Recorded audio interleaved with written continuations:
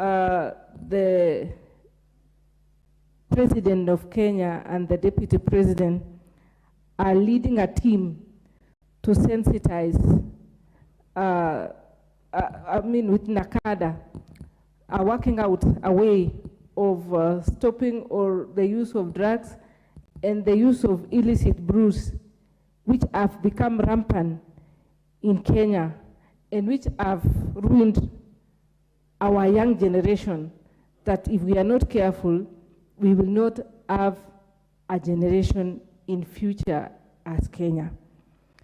That is where the problem is. So if this gambling is not censored, it becomes problematic.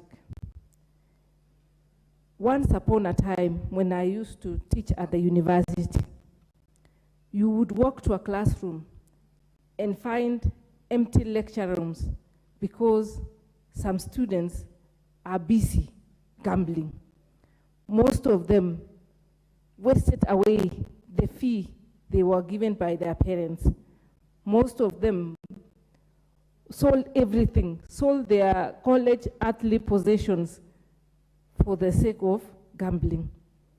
We saw parents coming to the graduation, hoping that their kids were supposed to be in the graduation list, but they have dropped out. They have not been able to pay fees. They have never been to classes because they were gambling. When gambling becomes an addiction, that is where the problem comes about.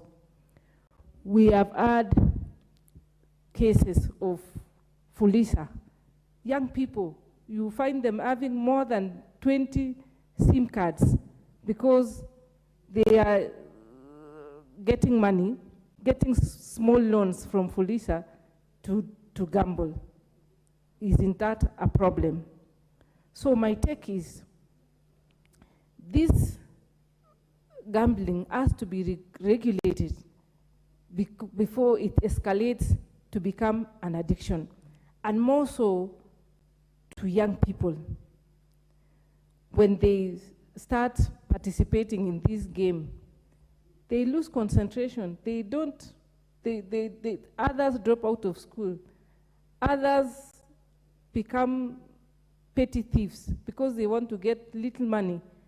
We've heard of stories of young people taking money from their parents' phones, and many other stories which are not very good for our society.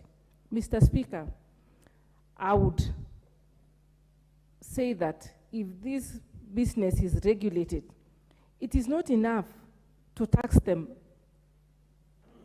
because taxation is going to, if we tax, it's like we are legitimizing the business anyway.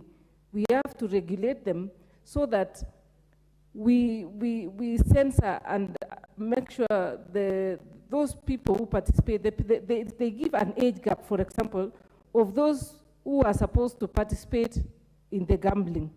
And we bring clear regulations on how the game should be done. Otherwise, I'm also a member of parliament who has a rural constituency and urban. And you'll find that in the urban side of my constituency, there are so many gambling centers. People are reaping from very young people. We've had relationships breaking because the money, which is supposed to be for families, have been diverted to do other things like gambling. So what my take is, this motion is a very good motion. We should look at it critically and ensure we only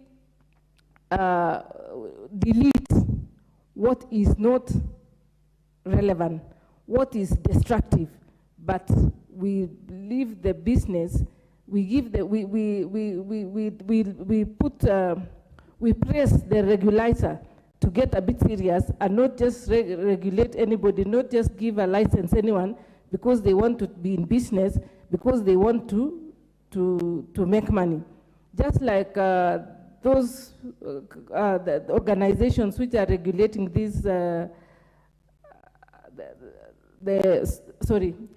those who regulate the supply of alcohol and drugs in our society, we'll find that some county governments are very fast in giving businesses licenses, regardless of what kind of alcohol or what kind of alcohol they are selling. Some just get a license and they go ahead to do illicit brews. And that eventually people get addicted and becomes problematic. So I think we should lump all of them and work closely to see which one is a good business and which one is not. If measures are put in place, I think everybody will be happy. Thank you, Mr. Speaker. Thank you very much. The Honorable Irene Mayaka, nominated.